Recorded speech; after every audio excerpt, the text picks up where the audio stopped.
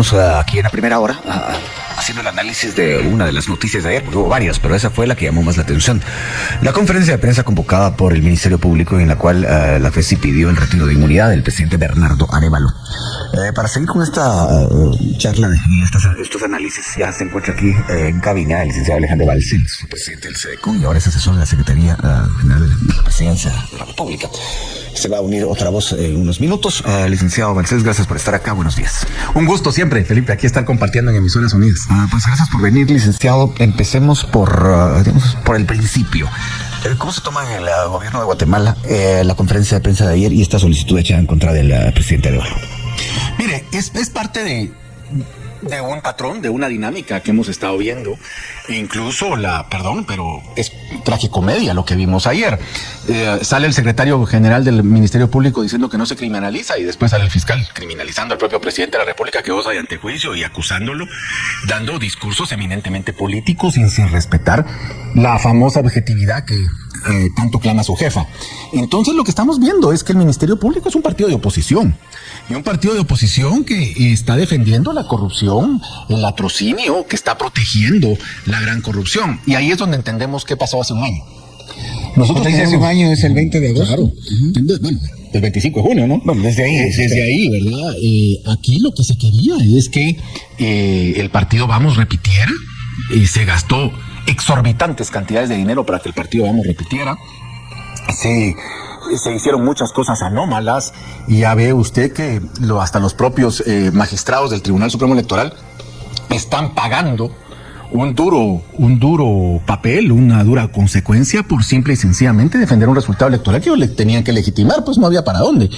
Esta gente no respeta nada, Felipe. Y una cosa es importante señalarlo: la Comisión Interamericana de Derechos Humanos vino, el relator especial de Derechos Humanos de Naciones Unidas vino al país, y a ustedes, el relator de libre expresión del pensamiento, también vino al país. Y todos son contestes, y estos son órganos jurídicos, no son órganos políticos.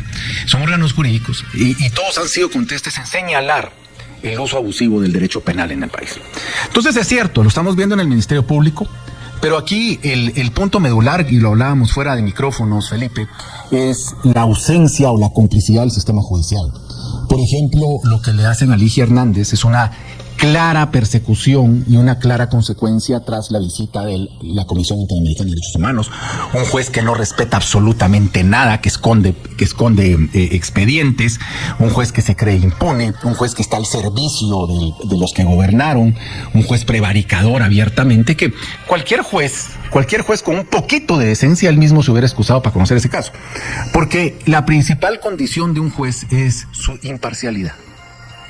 Y ya es visto en la prensa, es visto en las redes, es visto cómo estos 4 o 5 jueces que están jugando un papel perverso, y la verdad están destruyendo el papel de muchos jueces buenos. En el organismo judicial hay muchos jueces buenos, muchos magistrados que se juegan su trabajo y su carrera todos los días.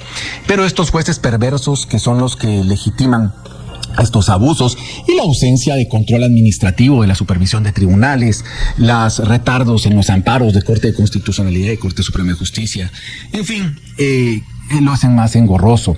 Pero lo que tenemos que entender es que aquí hay un ataque desde el organismo judicial al cumplimiento de la ley. Y esto es parte de... ¿verdad? Bueno, la verdad es que me indican que tenemos noticia. Le puedo adelantar algo. Es el tema del subsecretario para Asuntos del Hemisferio Occidental, que estuvo en Guatemala, por cierto. Él es de los Estados Unidos, Brian Nichols. Ha dado a conocer que el Departamento de Estado tomó medidas para restringir la visa a un guatemalteco ligado con el sector financiero. Eso es lo que dice la decisión. Según el funcionario, se toma porque se considera a esta persona como un agente que está socavando la democracia y el Estado de Derecho. Se une a esta charla el licenciado Edgar Ortiz, que por esto publicó un hilo relacionado con este tema. Él es abogado y es catedrático universitario. Licenciado Ortiz, gracias por contestar esta llamada. Buenos días. Muy buenos días, Luis Felipe. Saludos también a mi amigo Alejandro en cabina. Bueno, entremos en materia, licenciado Ortiz. Usted dice que la conferencia de prensa tuvo un tono más político que jurídico. ¿Qué nos cuenta de eso? Adelante. Bueno, es que a mí me sorprendió mucho el tono de la conferencia de prensa. Me sorprendió, bueno, tal vez no me sorprendió tanto porque bagaje bastante evidente en la relación fiscalía-ejecutivo actual, recordando que durante toda la transición hubo intentos repetidos por evitar la participación de la agrupación política que lleva el presidente Arévalo al poder a la segunda vuelta, luego hay intentos bastante insistentes para evitar su toma de posesión. O sea, el bagaje existía. Ahora, el nivel, digamos, en el que se ha elevado la retórica política del Ministerio Público y concretamente del fiscal Curruchiche ayer, para mí alcanzó otro nivel. Menciono 2 o 3 cosas. Por ejemplo, la introducción, el inicio de la conferencia de prensa. Lo primero que hace en la rueda de prensa es, irse a la comunidad nacional, a la OEA, a los 48 cantones, en un tono desafiante y evidentemente político. En segundo lugar, repetidamente hacía preguntas retóricas, ¿no? Cada vez que exponía un supuesto hecho decía, amigos de la prensa, ¿es esto corrupción o no? Que, a ver, en un discurso político es algo muy común, ¿no? Pero en un discurso, en una rueda de prensa de un fiscal es absolutamente impropio. Y en tercer lugar, bueno, se aventuró a hacer comentarios sobre la gestión del presidente, acusándolo o señalándolo de ser el principal promotor de la corrupción. Si ustedes pues toman en contexto la rueda de prensa, me parece a mí que es un alegato político, y lo digo por 2 razones importantes. La primera, porque el Código de Conducta Interna del Ministerio Público claramente exige a los fiscales conducirse con imparcialidad y estar ajenos o exentos a la política partidista. Y lo segundo, porque evidentemente cuando esto llega a la Corte Suprema de Justicia y se tiene examen de un antejuicio, recordemos que uno de los motivos para no aceptar un antejuicio, en este caso, es espurio, infundado o político. Y esto me parece a todas luces un caso absolutamente político. Haciendo el análisis de ciertos acontecimientos recientes, le pregunto al licenciado Balcells lo siguiente. Hubo una relación muy repetida, o sea, se relacionó el caso de ayer presentado por la FESI con el que anunció la SAT el pasado miércoles, el miércoles 14. Me refiero al B410. ¿Cómo vio usted Mire, el caso, hay 2 cosas importantes. Ver la capacidad de la SAT señalando un tema y la incapacidad del Ministerio Público frente a esos mismos temas. Aquí hay un tema donde el Ministerio Público priva la mediocridad y el compadrazgo. Esa es la única realidad. No hay que ser abogado para ver las diferencias abismales en la presentación de uno y otro. Pues ese es un tema. El Ministerio Público, que ellos dijeron, por ejemplo, lo dijo el fiscal Curruchiche, que el presidente Arevalo le había pagado a empresas que... A eso iba. Sí. Es una cosa, primero, lo más absurdo. Es que miren, dicen que es difícil verbalizar cuando uno, como dice Edgar, se sorprende todos los días. Primero, imaginemos cualquier persona que sea presidente de la República, que está entrando en este contexto sabiendo el nivel de saqueo que hicieron durante 8 años seguidos un grupo ahí. Y lo primero que se hace es ver las grandes obras, pues eso es lo lógico. Sobre todo cuando se tienen reportes de que las obras están pagadas en un 70-80% y los avances son un 30%. Yo creo que cualquier meridiano ciudadano, lo primero que hace, si está en un cargo de ejercicio público que quiere hacer las cosas bien, es precisamente establecer una priorización de pagos y cumplirle simple y sencillamente a los que están cumpliendo. Porque todos sabemos que se están utilizando los contratos y la ley en fraude de la misma ley. Y precisamente esos son los objetos que habría que hacer. El presidente de la República tiene una función fundamental, que es la administración de la hacienda pública. Esa es una función constitucional. Esto se aprende en primer año de derecho, pues. Entonces, lo que se hace es una priorización de pagos para después incluso resolver casos. O sea, resolver se llama los contratos, cuando se resuelven los contratos es dejarlos sin efecto.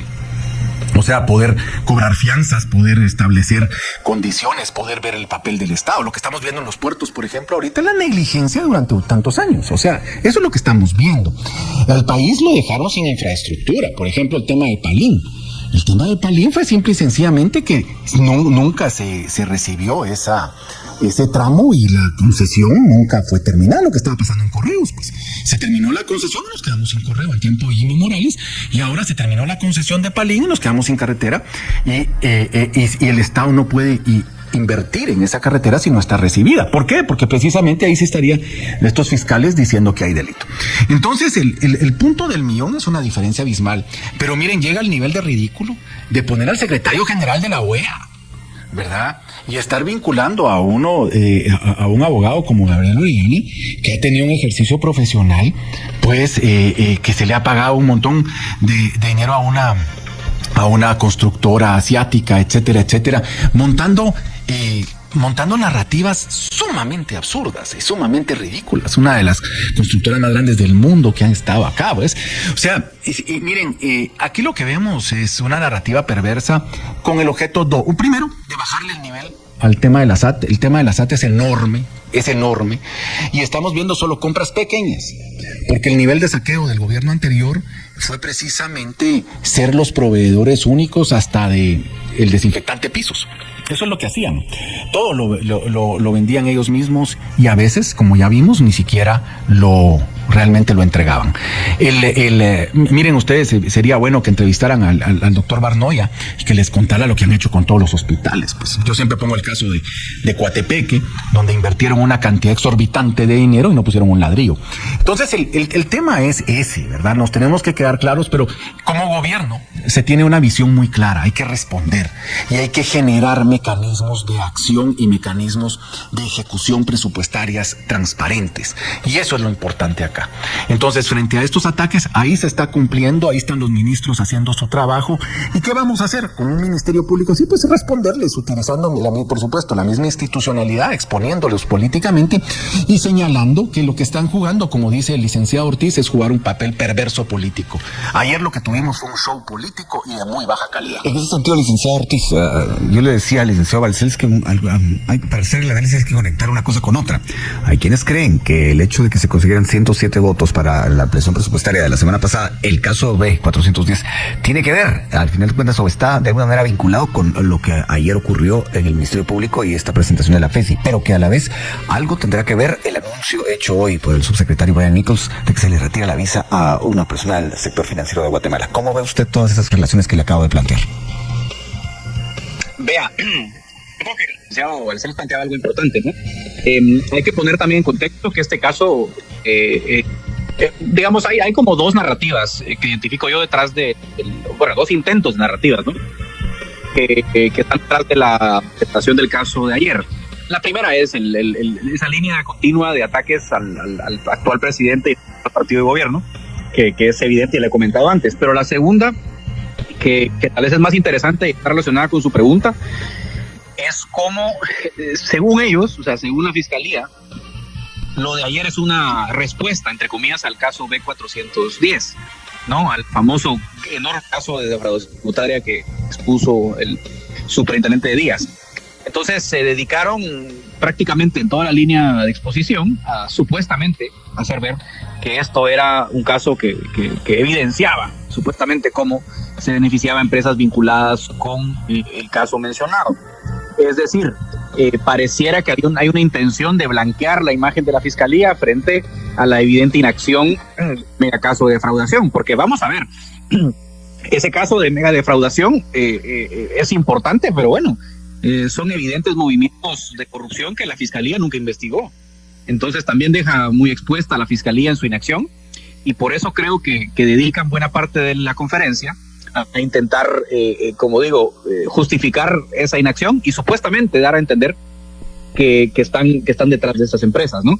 Y cuando uno ve las sanciones de hoy, entiende que lo que está detrás del caso B410 es muy grande y que de alguna forma eso explica la insistencia de la fiscalía por mostrar una supuesta reacción al caso mencionado.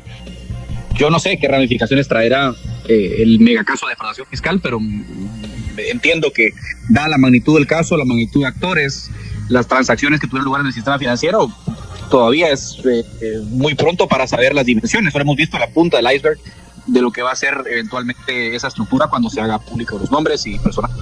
Les pido que se queden, bueno, en el caso del licenciado Ortiz, que se quede en línea. Aquí se queda en cabina el licenciado Balcells. Vamos a la pausa. Aquí en cabina, Alejandro Balcells, expresidente del CDCO, actual asesor de la Secretaría de la Presidencia, y también con nosotros Eber Ortiz, quien se encuentra fuera del país, nos contesta desde Estados Unidos, y él es abogado, catedrático universitario, y lee diariamente lo que ocurre en Guatemala. Estamos hablando de la conferencia de prensa de ayer, convocada por el Ministerio Público, que transmitimos aquí casi íntegramente, en la cual la FESI, en síntesis, pidió el retiro de inmunidad del presidente Bernardo Arévalo. Así que seguimos con la charla. Licenciado Balcells, ¿Cuál es la visión que usted tiene de este planteamiento que le voy a hacer? Sienten muchos que la respuesta del presidente Arevalo, del gobierno como tal, no está a la altura, no está suficientemente fuerte para lo que ayer se señaló en contra del mandatario. ¿Qué opina usted? Bueno, miren, el tema de percepciones sí lo entiendo, pero sí tenemos que ser muy claros. Y aquí hay que ser muy claro en 3 aspectos importantes. Estamos hablando del presidente, ¿es cierto? Y no solo el presidente, sino que de funcionarios de gobierno. Pero en este momento en el país, todos estamos siendo amenazados, todos los habitantes del país estamos siendo amenazados por el uso abusivo del ejercicio de las acciones penales por parte del Ministerio Público y algunos jueces. Entonces, lo que existe es un fraude de ley por parte de ciertos jueces y de esos fiscales para asustar, amenazar, amedrentar y reprimir y, por supuesto, encarcelar. Eso lo tenemos que tener claro. Lo segundo, la actitud del Ejecutivo ha sido totalmente respetuosa de la institucionalidad, utilizando la institucionalidad. La institucionalidad está para defender derechos y no para atacarlos.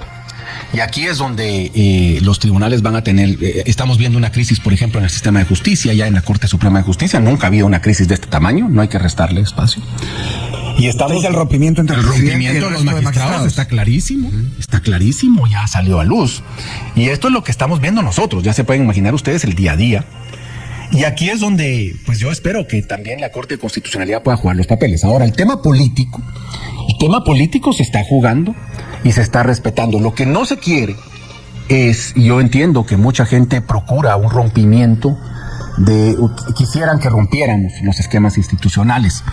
Pero históricamente, Guatemala ha sido un país que ha roto esos márgenes institucionales y eso se convierte en subdesarrollo y se convierte precisamente en entregarle al poder, entregarle a la represión y entregarle a los malos guatemaltecos el poder. Y voy a poner un ejemplo aquí, Felipe. Por ejemplo, hablemos del presidente Arbenz. El presidente Arbenz fue legítimamente electo, pero cometió un gran error y fue haber destituido a la Corte Suprema de Justicia por un amparo otorgado en contra de la reforma agraria. Esa destitución, entre comillas, de Arturo 5 magistrados, ¿sí? Esa destitución deslegitimó el proceso democrático y convirtió, no estoy diciendo que sea la excusa perfecta, pero fue una excusa para la invasión norteamericana y la invasión de la liberación. ¿Por qué? Porque el propio sistema se había deslegitimado. Entonces, nosotros consideramos que lo que hay, la actitud política que se está asumiendo es la correcta. Es en señalar precisamente las falencias del sistema de justicia, de la fiscalía, y hay que decirlo. Por ejemplo, usted, no sé si ustedes lo comentaron aquí en la radio, antier se circuló una carta dirigida al presidente del Tribunal Constitucional, al presidente de la Corte de Constitucionalidad, firmada por varios profesionales y buenos guatemaltecos, intelectuales, muchos de ellos, pidiéndole abstenerse ya en la interferencia en las comisiones de postulación, porque el presidente, los recursos de la Corte de Constitucionalidad por medio de su presidente se han canalizado en campañas y en haber estado orquestando este boicot de las comisiones de postulación.